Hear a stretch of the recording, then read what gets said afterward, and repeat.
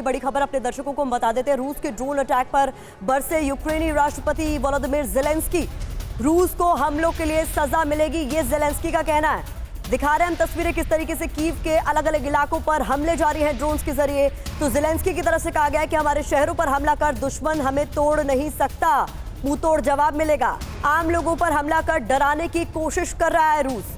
आखिर में जीत हमारी ही होगी, ये कहना है वोलोदिमीर ज़ेलेंस्की का, यूक्रेनी राष्ट्रपति का, कि अब रिहायशी इलाकों को टारगेट किया जा रहा है, हमारे शहरों पर हमला किया जा रहा है, लेकिन हम दुश्मन को मुंह तोड़ जवाब देंगे। तो हमारे साथ दो खास मेहमान लगातार बने हुए हैं। प्रोफेसर अंजू, एक बार फिर से आपके पास आना चाहूंगी और जिक्र उसी बात का करूंगी कि यहाँ पर मनोबल तोड़ने की बातें की जा रही हैं युद्ध में। अगर हम साइकोलॉजिकल वॉरफ्रंट पर बात करें, कौन किस पर भारी पड़ता हुआ नजर आ रहा है? क्योंकि मदद तो अब दोनों ही देशों को उनके एलाइज की तरफ से मिल रही है। सीधे तौर पर अगर वो युद्ध पर नहीं भी कूदे हैं तो हथियार तो भर भर के दिए जा रहा है।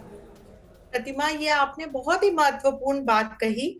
ये अपने गांव में स्टेशनरी बिजनेस शुरू करके हर महीने 2 लाख कमा रहे हैं। आपके गांव में भी ये करना है तो फ्रीडम ऐप को अभी डाउनलोड कीजिए।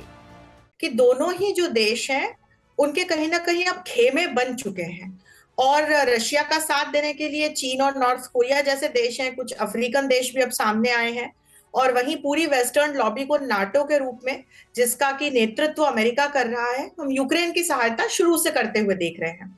अच्छा, पिछले 7 महीनों से एक साइकोलॉजिकल वॉरफेयर भी चल रहा है। दोनों ही देश एक दूसरे के ऊपर अलग अलग इल्जाम लगाते हुए नजर आए, जिसमें न्यूक्लियर थ्रेट्स की भी बात हमारे सामने आई, केमिकल वॉरफेयर की भी बात हमारे सामने आई, बायोलॉजिकल वॉरफेयर की भी बात हमारे सामने आई, जिस पर कई एक्सपर्ट्स ने अपनी राय रखी। हम सभी ने ये बात सामने रखी, दर्शकों के भी, दूसरे ऑडियंसेस के भी, कि जो इस प्रकार की चीजें हैं वो होना बहुत मुश्किल है, क्योंकि एक इंटरनेशनल नॉर्मेटिव फ्रेमवर्क पहले से ही एग्जिस्ट करता है इस प्रकार के खतरों को रोकने के लिए, ताकि लोगों का नुकसान ना हो।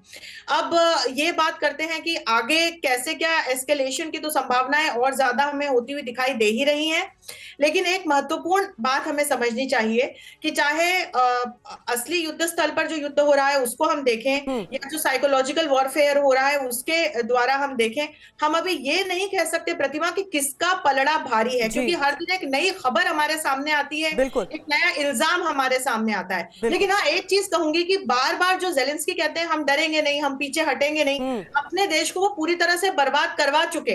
वो शुरू में एक वॉर लीडर की तरह उभरे थे, लेकिन ऐसा अब दिखाई नहीं पड़ता। और पुतिन ने शायद परसों ये स्टेटमेंट्स दिए हैं कि आप बातचीत के लिए आइए, रूस माफी के साथ अंजू मैम, मैं आपको रोकना चाह रही हूँ। ये अपने गांव में स्टेशनरी बिजनेस शुरू करके हर महीने 2 लाख कमा रहे हैं। आपके गांव में भी ये करना है तो फ्रीडम ऐप को अभी डाउनलोड कीजिए।